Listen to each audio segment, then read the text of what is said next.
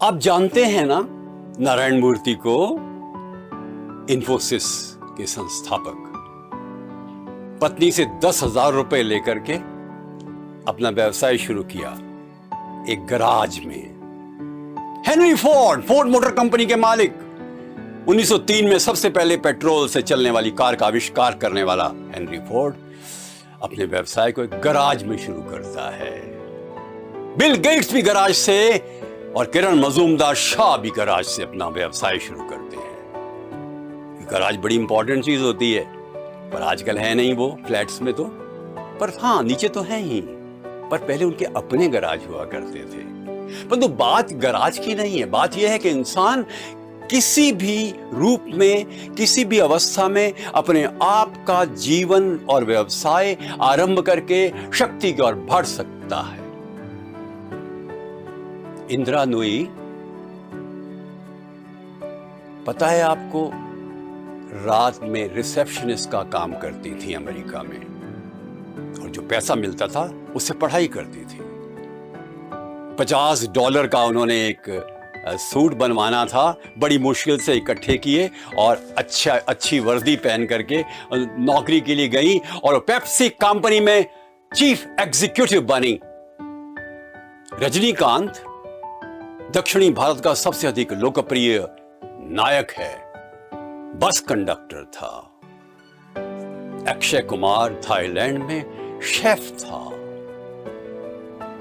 दिलीप कुमार फल बेचने वाला था। मोहम्मद शमी एक किसान का बेटा है। अब्दुल कलाम साहब अखबार बेचते थे, नारियल बेचते थे। रामेश्वरम से बाहर सबसे पहले एक महान इंसान बनने के लिए बाहर निकलता है, एयरफोर्स में जाना चाहता है, इंटरव्यू होता है, आखिरी रह जाता है। पर वही व्यक्ति स्पेस रिसर्च में मिसाइल मैन बन के हिंदुस्तान के आकाश पर विजय प्राप्त करता है, भारत रत्न पाता है। ऐसे कितने ही लोग हैं जो नीचे से ऊपर उठते हैं। ग्रामीण पृष्ठभूमि हो, हिंदी मीडियम हो, बचपन में अच्छी पढ़ाई में ना हो। थॉमस एल्वा एडिसन को स्कूल से निकाल दिया गया, होशियार नहीं था। आइंस्टाइन के पीछे तख्ती लगती थी, सारे बच्चे लगाते थे क्लास में, आई एम स्टूपिड। मैथमेटिक्स में सबसे कमजोर था और दुनिया का सबसे बड़ा मैथमेटिशियन बना।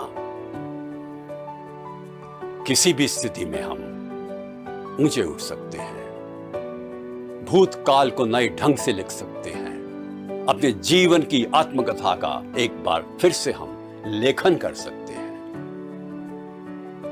कभी भी हमारी कमजोरियां हमारे मार्ग में बाधक बने, ऐसा मत होने दीजिए। हो सकता है कुछ समय के लिए किसी क्षेत्र में हम रुक जाएं, कुछ समय के लिए, पर वैसा सबके साथ हो सकता है ना।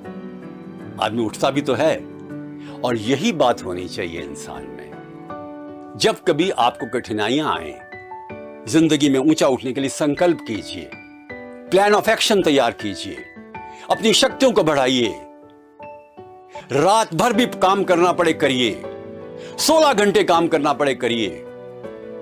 ठीक है, कुछ लोग भाग्यशाली होते हैं, अच्छे परिवार में जन्म लेते हैं, अच्छी शिक्षा मिलती है, परंतु यदि विश्व के महान व्यक्तियों की जीवनी को आप देखें और पाएंगे, जो कम भाग्यशाली थे बचपन में, वही महान उपलब्धियों के स्वामी बने। अतः अपने मन में कोई कुंठा बताने दीजिए, और आप में से अधिकांश लोग वो हैं जिन्होंने अपनी परिस्थितियों को अपने हाथ में लेकर उन पर नियंत्रण करके विजय प्राप्त करके आज ये स्थिति पाई है कि आप गर्व से कह सकते हैं, हां मैं उपयोगी हूं, मैं सार्थक हूं, मैंने महत्वपूर्ण उपलब्धियों के माध्यम से अपने जीवन को चरितार्थ किया है, अर्थपूर्ण बनाया है। कमजोरियों के बारे में मत सोचिए, भूल जाइए कमजोरियों को या उनसे सीख लीजिए। शक्ति पर ध्यान दीजिए, योजना बनाइए और आगे बढ़िए। धन्यवाद।